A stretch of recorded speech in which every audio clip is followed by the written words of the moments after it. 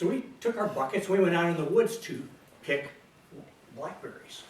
And we put long sleeve shirts on, and we made sure we had long pants on. We put sulfur powder around our wrists and our ankles to keep the chiggers off. Those things bite, they're terrible back in the Midwest. And then we went out, we were picking berries, and we're having a great time. We come into the house, my brother and I decide, hey, let's make a blackberry pie. We roll out the crust, throw the berries in, heat up the oven. Pretty soon we have this wonderful aroma of blackberry pie. Our mouth is watering. We're talking about, oh wow, this is gonna be so good. And we say, Forrest, you're gonna have some pie, right? Nah, I'm not gonna have any pie. Really? You don't like pie? Nah, I don't want any pie today.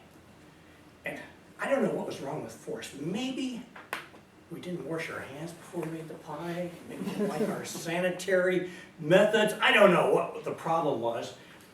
But finally the pie came out of the oven, and as soon as it was barely cool enough that it wouldn't burn our mouth too much, we said, Forrest, this is your last chance. You sure you don't want any pie? No, I don't want any pie. Okay. We split that pie right down the middle. My brother ate one half, I ate the other half. And afterwards we started making jokes about, don't hit me, I'm full of pie. Well, sometime later, we decided we'd go visit Forrest down on his farm, and we only had one bicycle. Bicycles back in those days were sturdy vehicles. The tires would not puncture with little twigs and burrs and things that they puncture with now.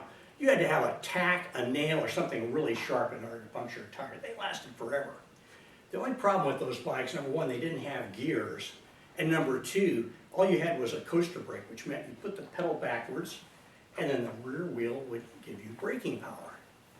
We went down the road a quarter of a mile as a gravel road, then we came to Forest Lane, and we turned down, and in a short distance, there's a big steep hill, and his lane wound down the hill.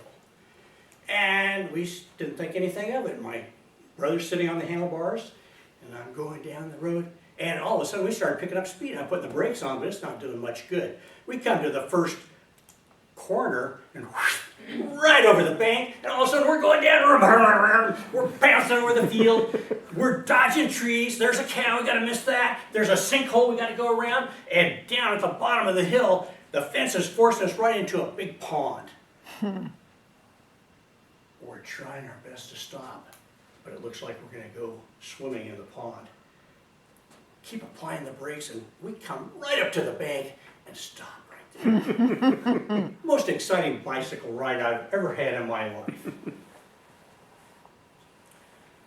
Now, one thing you have to know about farms, animals are there not to be pets, not to be loved, not to have names, but they're going to be sold for food. So you raise this cute little calf and you teach it how to drink milk out of a bucket, and it's all cuddly and cute. You don't want to get too attached to it because it's going to go to market. It's going to be somebody's dinner someday. And if you have cats, you don't feed them too much because they're supposed to be out in the barn catching mice. And if you have a dog, that dog better be barking when there's strangers around, because that's what his job is, to be a watchdog. Well, we had a dog, and it was a good dog. It was a good watchdog. We liked the dog. Things were going quite well with the dog. And all of a sudden, the dog just disappeared. And he didn't come back for 2 or 3 days. And he hung around for a while, and then he disappeared again. And I never said anything about it, but my dad noticed. And he said, Bob, that dog is going to go out and he's going to start running with a pack of dogs. And when that happens, he could well kill sheep. And if he kills sheep, we're going to have to pay for those sheep. We can't afford it. When the dog comes back, shoot it. Now, I don't know how many of you ever had to shoot your own dog. But the dog came back, got my .22 rifle out, single shot, bolt action, and very, very carefully lined up because I didn't want the dog to suffer. And I had to shoot my own dog.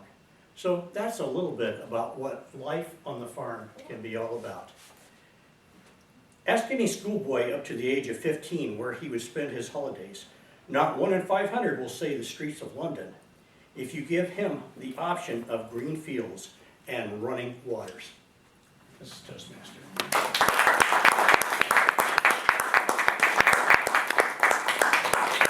Let's take a couple minutes to evaluate Bob's speech.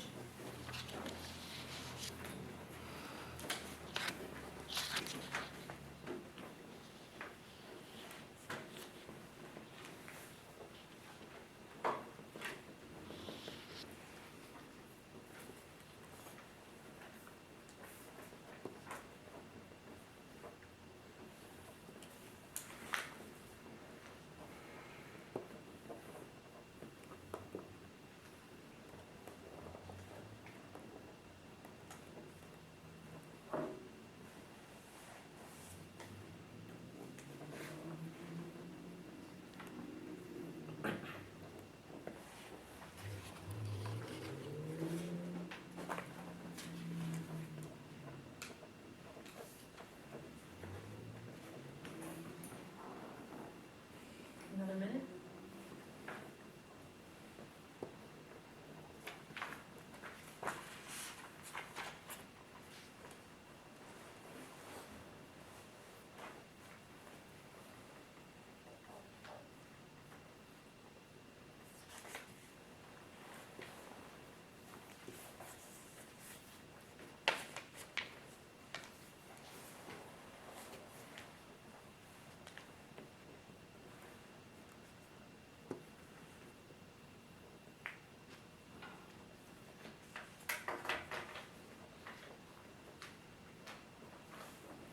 Let's start to wrap it up.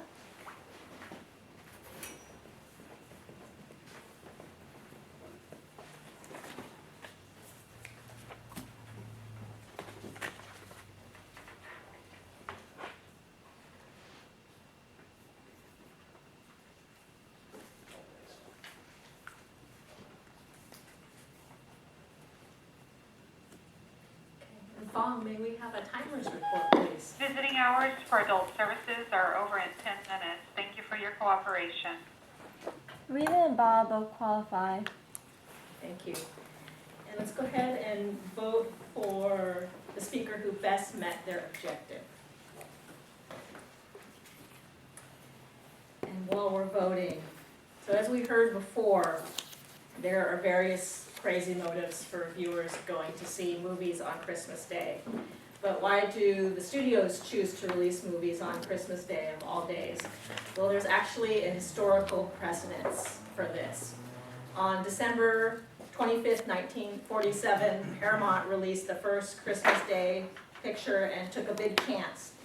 It didn't choose to release a moralistic tale about Christmas or even about family values, but a comedy romp about two